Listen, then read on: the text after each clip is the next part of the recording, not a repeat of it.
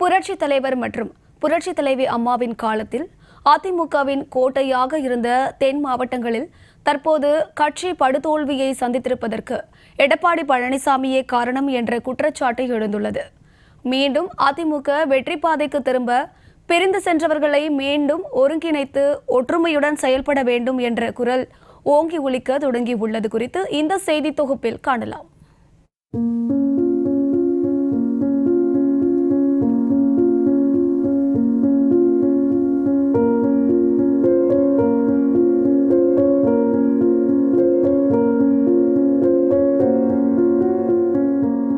மதுரை, திண்டுக்கல், தேனி, விருதுநகர், சிவகங்கை, ராமநாதபுரம், தூத்துக்குடி, திருநெல்வேலி, தென்காசி மற்றும் கன்னியாகுமரி ஆகியவை தமிழகத்தின் தென் மாவட்டங்களாகும்.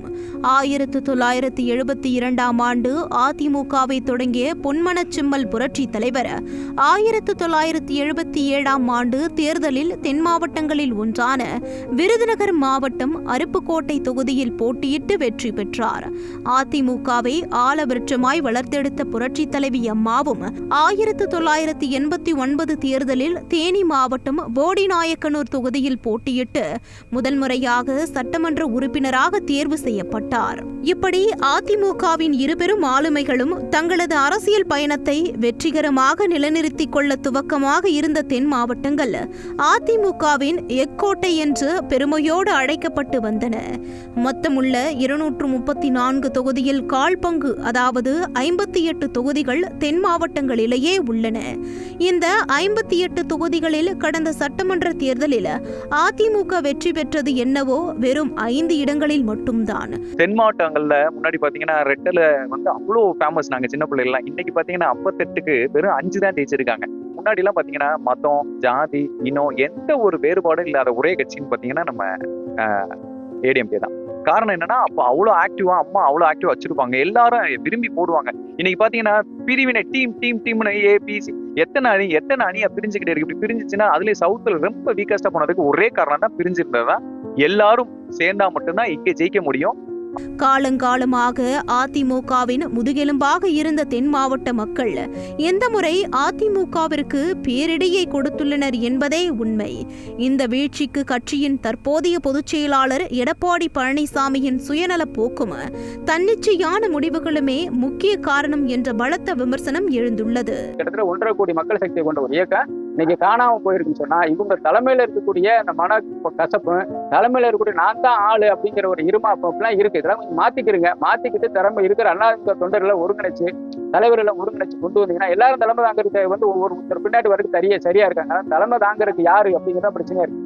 அதனால தலைமையில இருக்கிறவங்க கொஞ்சம் கீழே இறங்கி கொஞ்சம் தலைமையில் தொண்டர்களை பாருங்க.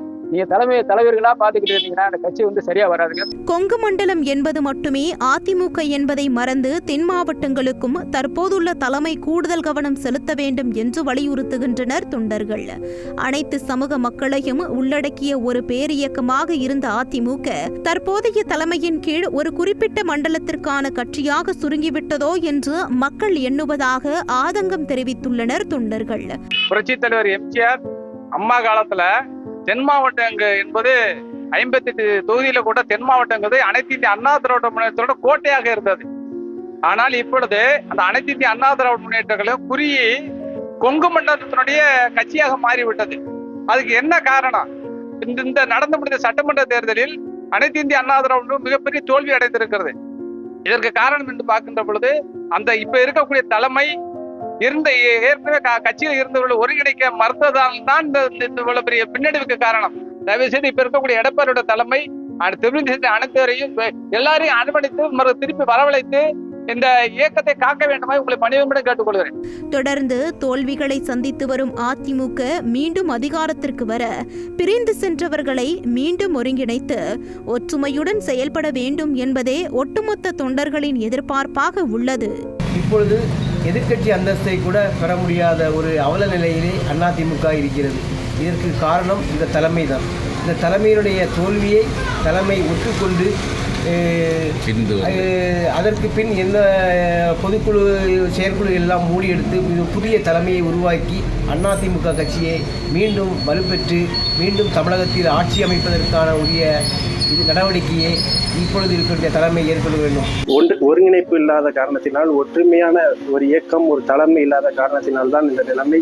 எனவே வரக்கூடிய தேர்தல் காலங்களில் அனைவரும் ஒற்றுமையாக செயல்பட்டு ஒருங்கிணைந்த ஒரு அதிமுகவாக நாம் அனைவரும் செயல்பட்டால் நிச்சயமாக அம்மாவின் ஆட்சி தமிழகத்தில் நடைபெறும். தொண்டர்கள் அனைவரும் ஒருங்கிணைத்து நல்ல ஒரு முன்னணியான ஒரு இயக்கமாக இந்தியாவுக்கே வழிகாட்டியான ஒரு இயக்கமாக அனைத்து இந்திய அண்ணா திராவிட முன்னேற்ற கழகத்தின் அரசு தொடர வேண்டும். அம்மா அவர்கள் பொற்கால ஆட்சி அமைய வேண்டும். தொண்டர்களை ஒருங்கிணைத்து செல்வதுதான் தலைமைக்கு ஒரு சிறந்த பண்பு. தான் சார்ந்துள்ள மண்டலத்திற்கு மட்டுமே எடப்பாடி பழனிசாமி முக்கியத்துவம் அளிப்பதாகவும், தென் மாவட்டங்களில் அவர் போதிய கவனம் செலுத்தாததும் ஒருங்கிணைப்பு இல்லாததுமே தோல்விக்கு காரணம் என்பது அதிமுக தொண்டர்களின் குமுறலாக உள்ளது. அம்மாவின் மறைவுக்கு பிறகு கட்சியை தன் முழு கட்டுப்பாட்டிற்குள் கொண்டுவர வேண்டும் என்ற நோக்கில் கட்சியின் நலனுக்காகவும் தென் மாவட்ட மக்களின் பிரதிநிதித்துவத்திற்காகவும் குரல் எழுப்பிய முக்கிய தலைவர்கள் கட்சியிலிருந்து வெளியேறினார் இபிஎஸ். மிக முக்கியமாக தென் மாவட்டங்களில் குறிப்பிடத்தக்க அளவில் உள்ள சமூக மக்களுக்கு கட்சியில் உரிய அங்கீகாரம் அளிக்காததும் அவர்கள் புறக்கணிக்கப்பட்டதுமே நடந்து முடிந்த தேர்தலில் பெரும் பின்னடைவை ஏற்படுத்தியுள்ளது. ஆகவே காழ்ப்புணர்ச்சிகளை விடுத்து வேறுபாடுகளை மறந்து அனைவரும் ஒன்றிணைந்தால் மட்டுமே அதிமுக என்ற பேரியக்கம் மீண்டும் எழுச்சி பெறும் என்பதே கோடிக்கணக்கான தொண்டர்களின் எண்ணமாக உள்ளது.